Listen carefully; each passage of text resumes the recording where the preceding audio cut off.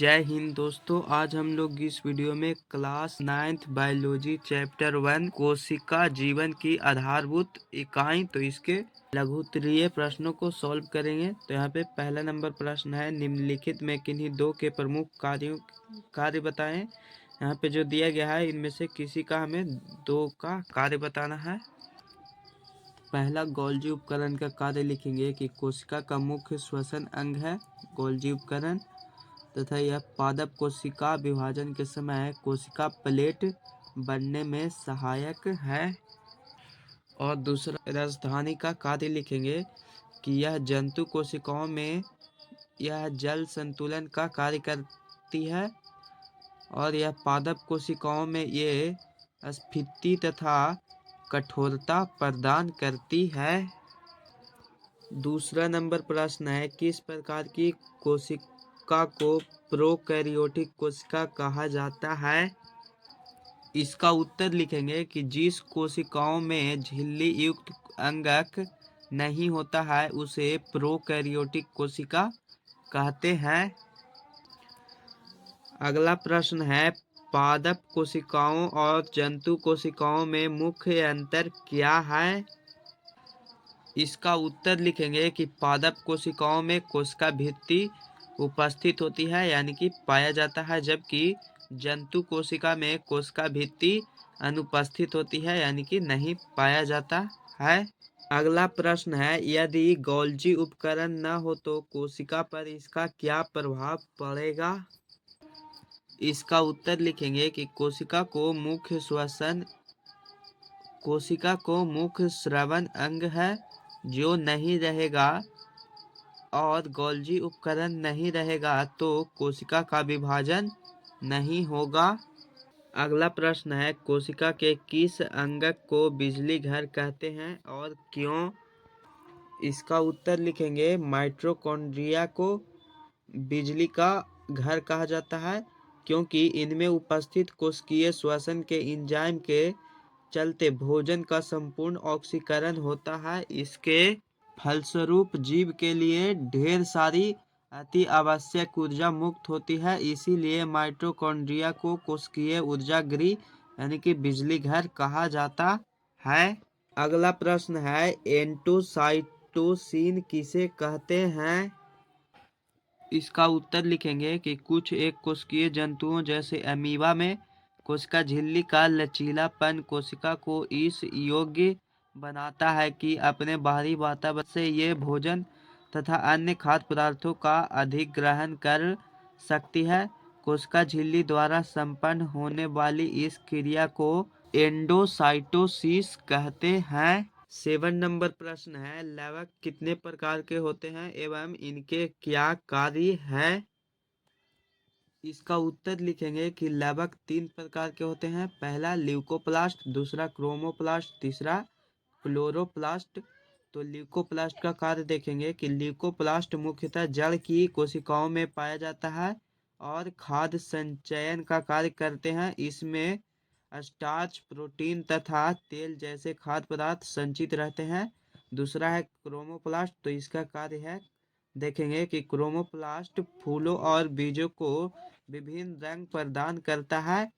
और तीसरा है क्लोरोप्लास्ट, तो इसका कार्य देखेंगे कि क्लोरोप्लास्ट मुख्यतः पत्तियों में पाया जाता है एवं भोजन संश्लेषण में सहायक होता है।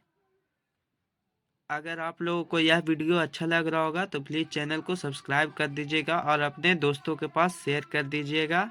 8 नंबर प्रश्न है, केंद्रक झिल्ली में पाए जाने वाले छिद्र का क्या कार्य है।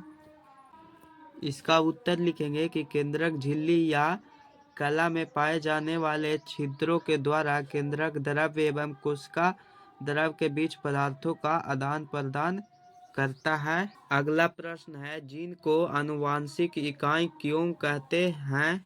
इसका उत्तर लिखेंगे क्योंकि जीन पैतृक गुणों के वाहक होते हैं, अतः डीएनए को आनुवांशिक पदार्थ तथा जीन को आनुवांशिक इकाई कहते हैं।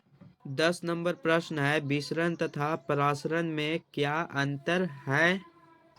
तो यहाँ पे इसमें अंतर लिखेंगे। विसरण का पहला क्रिया प्रायः पदार्थों की 3 अवस्थाओं में होती है ठोस, द्रव, गैस, जबकि परासरण या क्रिया केवल द्रव पदार्थों में होता है।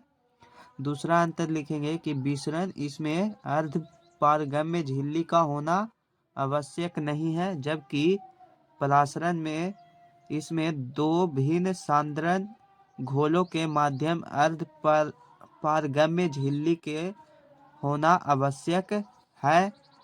तो आप लोग लिख लेंगे। अगला नंबर प्रश्न है, जीवों में पदार्थों के परिवहन की क्या आवश्यकता है?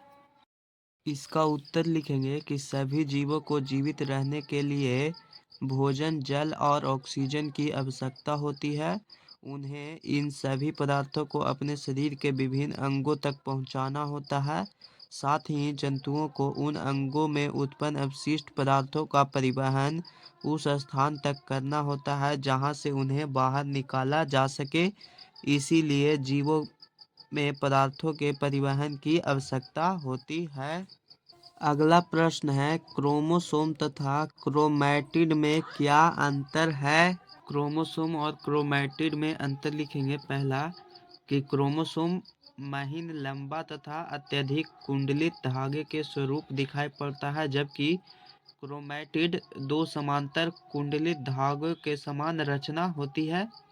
दूसरा अंतर लिखेंगे कि कोशिका विभाजन के समय यह स्पष्ट दिखाई पड़ता है क्रोमोसोम, जबकि क्रोमैटिड होता है यह डीएनए का बना होता है। और तीसरा अंतर लिखेंगे कि क्रोमोसोम सामान्यतः बेलनाकार होते हैं, जबकि क्रोमैटिड इनका मुख्य कार्य कोशिकाओं को नकल करने में सक्षम बनाना है।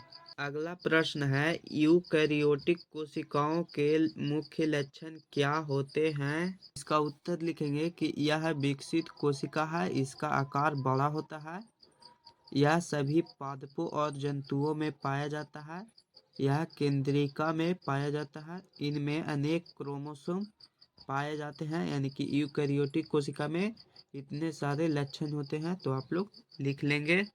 14 नंबर प्रश्न है, वायरसों में सजीवों का लक्षण क्यों नहीं पाया जाता है? इसका उत्तर लिखेंगे कि झिल्ली जीवों का एक आवश्यक हिस्सा होता है। वायरस में किसी भी प्रकार की झिल्ली नहीं होती है, इसीलिए वायरसों में जीवों का लक्षण नहीं पाया जाता है। अभी तक आप लोग हमारे इस चैनल को सब्सक्राइब नहीं किए होंगे तो सब्सक्राइब कर लेंगे। 15 नंबर प्रश्न है, चिकनी अंतःप्रद्रव्य जालिका तथा खुरदरी अंतःप्रद्रव्य जालिका में मुख्य अंतर क्या है? पहला अंतर लिखेंगे कि चिकनी अंतःप्रद्रव्य जालिका की झिल्ली चिकनी होती है, जबकि खुरदरी अंतःप्रद्रव्य जालिका की बाहरी झिल्ली के ऊपर राइबोसोम पाए जाते हैं। और दूसरा अंतर लिखेंगे कि चिकनी अंतःप्रद्रव्य जालिका पर राइबोसोम नहीं होते हैं, ये लिपिडों को स्रावित करती है, जबकि खुरदरी अंतःप्रद्रव्य जालिका की सतह पर राइबोसोम होते हैं जो प्रोटीन संश्लेषण का कार्य करते हैं। अगर आप लोग इसके दीर्घ-उत्तरीय प्रश्नों का भी हल देखना चाहते हैं तो चैनल को सब्सक्राइब कर देंगे, मैं जल्दी वीडियो बनाकर अपलोड कर दूंगा। मिलते हैं अब हम लोग अगले वीडियो में। जय हिंद, जय भारत।